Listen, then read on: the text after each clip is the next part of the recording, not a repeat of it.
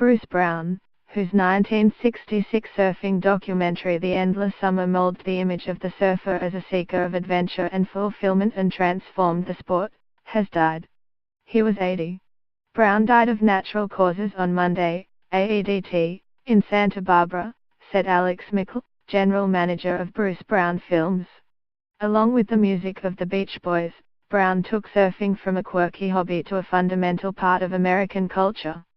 Surfers had largely been portrayed as beach blanket buffoons in the mindless party movies of the early 1960s.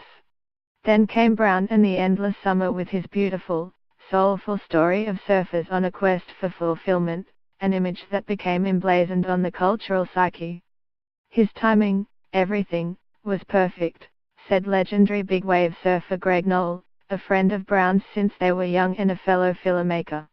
People were interested in surfing and Brown took it to a new level, Knoll said on Tuesday. Thank you for showing us the world as you saw it, Bruce Brown, Kelly Slater, 11-time world champion surfer, said in an Instagram post. There are never enough words to say goodbye properly.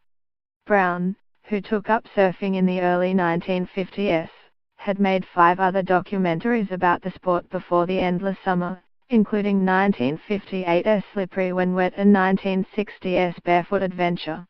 Like all the others, it was shot on a tiny budget with Brown performing nearly every duty, from camera operator to narrator. The film follows 2 surfers, Robert August and Mike Hinson, as they hop hemispheres to constantly surf wherever it is summer, from Hawaii to Australia to South Africa to Senegal. He had a great theme, Knoll said.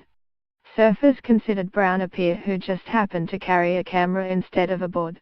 He shot the film loosely and casually and the style proved infectious when the public saw the movie.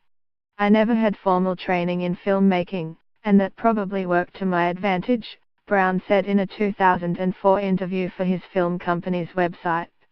The trio's charisma and the film's natural beauty made it an unlikely hit. The beautiful photography he brought home almost makes you wonder if Hollywood has been trying too hard, Roger Ebert said in his 1967 review of the film in the Chicago Sun-Times. The film inspired many surfers to leave their home beaches, drop out of their sedentary lives and seek isolated places with bigger waves.